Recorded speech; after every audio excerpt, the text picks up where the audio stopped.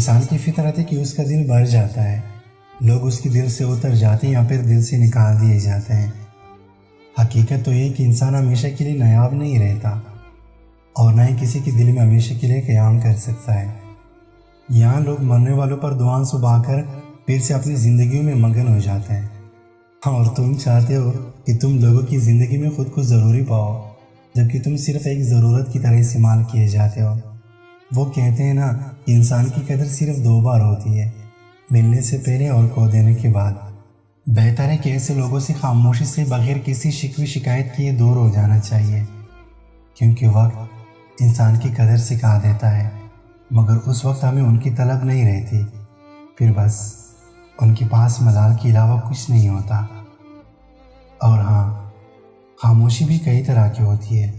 کچھ خاموشی سے رشتے کی تذلیل ہوتی ہے، کچھ خاموشیاں شدت غم کی وجہ سے ہوتی ہیں، اور کچھ خاموشیاں ناراضگیوں کی اظہار کے لیے بھی ہوتی ہیں۔ اب یہ تعلق اور سمجھنے والے پر منحصر ہوتا ہے کہ وہ آپ کی خاموشی کو کیسے سمجھتا ہے۔ جس کا آپ سے تعلق جتنا گہرا ہوگا، وہ آپ کی خاموشی کو اتنا ہی اچھے سے سمجھے گا۔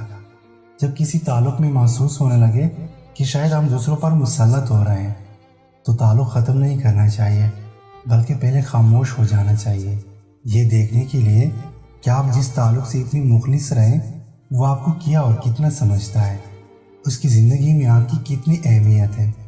آپ کے ہونے یا نہ ہونے، بولنے یا خاموش رہنے سے کیا فرق پڑتا ہے۔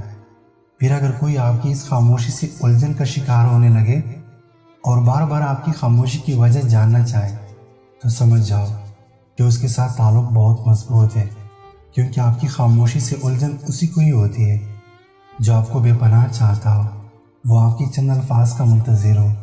اور ایسے لوگوں کی قدر کرنی چاہیے، کیونکہ آج کل کے دور میں ایسے لوگ، ایسے دوست، ایسے تعلق، ایسے رشتے بالکل ناپید ہو چکے ہیں۔ کہاں ملتے ہیں ایسے لوگ جو آپ کو سننا چاہتے ہو؟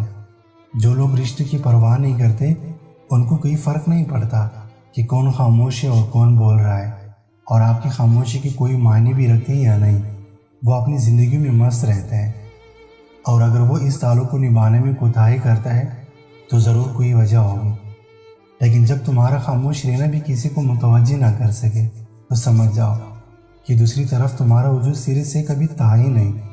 تو پھر بہتر یہی ہے کہ اسی خاموشی کے ساتھ تعلق ختم کر لینا چاہیے کہ اسی میں بھرم رہ جائے، کیونکہ جب بھرم ٹوٹتے ہیں نا، تو عمر بھر کے زخم وجود میں ناسور کی طرح اپنا گھر بنا لیتے ہیں، اور زندگی ہر پل انگاروں پر بسر ہوتی ہے۔ اکیلے بیٹھ کر خود سے سوال کریں کہ آپ کے مرنے پر کتنے لوگوں کی زندگی پر فرق پڑے گا۔ جن لوگوں کو فرق پڑے گا ان کا خیال رکھیے، اور کوشش کریں کہ ان کے لیے آپ کے بعد آسانیاں ہو، اور باقی لوگوں کی فکر چھوڑ دیجیے۔